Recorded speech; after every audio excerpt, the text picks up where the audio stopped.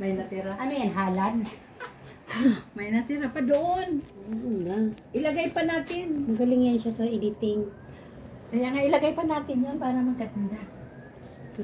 First in, first day in. Ano na niya, anong tawag nito? After the disaster. After disaster, this is it, pansit. May pahabol. May pahabol kasi madam. Dito day, o kung ano day, kanatanan day. Ang ganda day, no? Ang ganda ng pagkagawa nila. Ginawa pa lang Photoshop kung ano mo.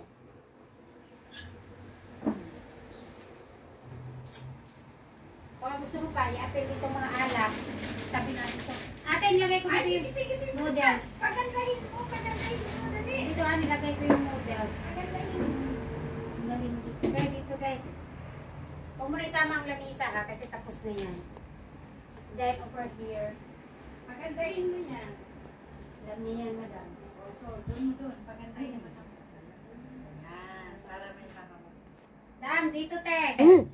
Ang grabe. Ako na umay. Pag nilagay mo yung tissue. Wag. Hindi, tinanggal ko kasi dyan na naman siya. Akala ko nilagay mo. Si Canidis yun.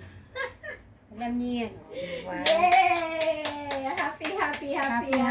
Basta November ngayon eh. Kaya happy days. Diba? Alam niyo yan, siya na yung ang editor natin for today's video. Kailan mo itsura ng cake? Tapos tatlo tayo. I-edit tayo. I-edit tayo. Maganda na nga yung kuha natin. Dagdag. Ganda na ano niya. Kasi sa gitna siya dahil puti. O, Okay na.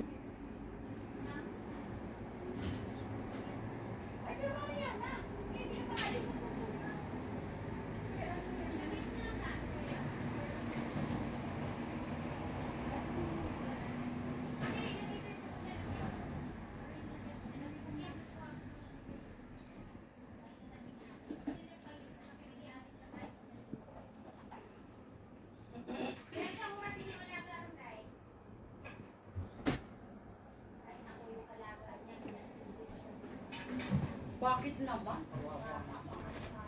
Gusto naman. Grabe naman yan. Bata pa.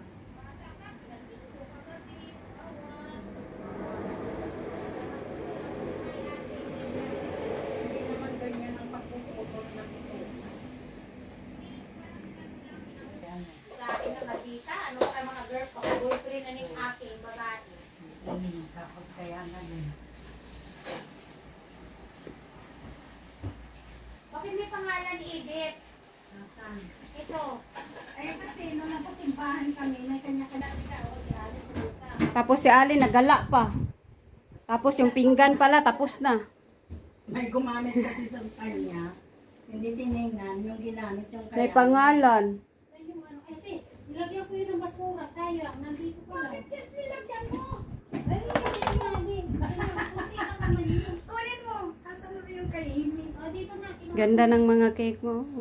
Di ba binukod ko na yung kay Amy? Nasaan yung kay Amy?